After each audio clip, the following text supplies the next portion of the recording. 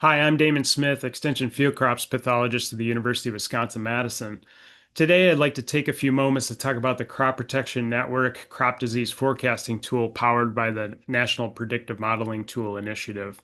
To access the tool, you'll actually click on this large green button that says Access the Forecasting Tool after you've found the tool on this landing page. Once you click on that button, you'll be taken to the actual tool itself. And because I'm in Wisconsin, you see that the map has actually already zoomed into Wisconsin. The first thing you'll actually need to do to use the tool is to actually load a site on the map. And that can be done a couple of different ways. You could zoom in and actually find your location that you're interested in and drop a pin like you would, uh, say, on an iPhone or other smartphone.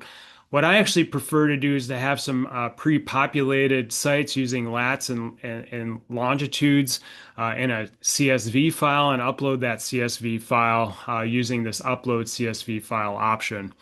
So I already have a pre-populated CSV file, so I'm going to go ahead and locate that file on my desktop. I'm going to hit upload.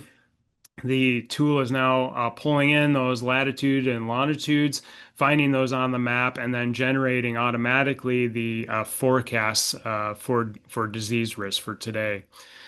Now you'll see over along the right-hand side here, we have a number of different cropping systems here, and within each of those cropping systems, you'll find multiple disease forecasting tools. We'll just focus on corn for today, and you'll see there's actually two models available, a tar spot model and then also a gray leaf spot model. You can see each of the locations that I've uploaded here and their risks for each of those diseases as you scroll down in the right-hand side of the panel here. We'll focus here for this conversation on the Arlington ARS location. You can see the tar spot risk actually going back for 1 month here, as well as a 7-day forecast for risk. So if corn was at the appropriate growth stage, so again, 10 emerged leaves all the way on through the milk growth stage, or V10 to R3, that would be a susceptible window for infection. And if the risk was this high, some action, such as a fungicide application, might be warranted at that time.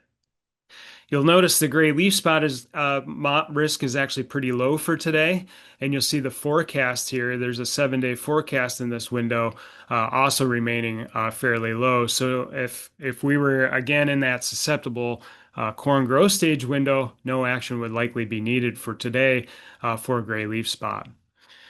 Now, in order to better interpret this risk, I actually like to look at a smaller window when I'm trying to look at things in season. And you can actually go back in time here and look at past history using these different radio buttons here. And I like to use the past week button here and kind of zoom in, if you will, on what's actually been going on. So now we're just looking at the last 7 days as well as the 7-day forecast here for our tar spot risk for the Arlington ARS location. And you can see the probabilities are reasonably high, and the forecast or trajectory is continuing to increase in terms of risk. So again, if we were in that sort of susceptible window, we would want to probably apply a fungicide if we hadn't recently applied one to try to protect against tar spot. And again, gray leaf spot, no risk there.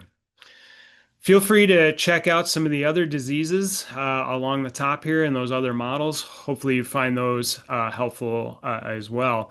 And if you'd like to learn more about specific diseases and their management, I'd encourage you to go back to the Crop Protection Network website and look through the resources available there, including various encyclopedia posts for the various diseases, as well as web books for some of the diseases of interest.